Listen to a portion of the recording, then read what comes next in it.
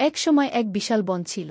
এখানে গর্জে উঠত সিংহ, গান গাইত পাখিরা, আর গাছেরা ফিসফিস করে গল্প করত বাতাসের সঙ্গে। কিন্তু এই বনের গভীরে ছিল এক গোপন জায়গা, সবুজ শিল্প রাজ্য, যেখানে পশুপাখিরা মানুষ ছাড়া নিজেদের মতো করে একটা সুন্দর সমাজ গড়ে তুলেছিল। তাদের রাজা ছিল সিংহ গজেন্দ্র। তাদের নিয়ম ছিল একটা, কোনো মানুষকে এ রাজ্যে ঢুকতে দেওয়া যাবে না, কি কারণ মানুষ বন কেটে গাছ ফেলে, পশু শিকার করে, নদী নোংরা করে।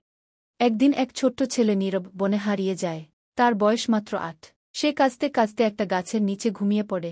পরদিন সকালে তাকে ঘিরে দাঁড়িয়ে থাকে পশু পাখিরা। সবাই ভাবে মানুষ তো ক্ষতিকর, কিন্তু এই ছেলেটা তো কিছুই করেনি। রাজা গজেন্দ্রকে খবর দেওয়া হয়। সে এসে বলে, এই শিশুটিকে আমরা শুধু একটা শর্তে রাখতে পারি, ওকে শেখাতে হবে বনকে ভালোবাসা, আর ফিরিয়ে দিতে হবে মানুষদের মধ্যে সেই বার্তাগু। নীরব দিন দিন শিখে যায় কিভাবে গাছের পরিচর্যা করতে হয়, আর কিভাবে বনের নিয়ম রক্ষা করতে হয়। ১ মাস পরে যখন নীরবকে ফেরত পাঠানো হয়, সে চোখ ভেজা গলায় বলে, আমি কথা দিচ্ছি, আমি আমার স্কুলে, আমার গ্রামে সবার মাঝে বনকে ভালোবাসতে শেখাবো। আর তখন থেকে এই বনের গোপন রাজ্যে এখন সকল মানুষ প্রবেশ করতে পারে।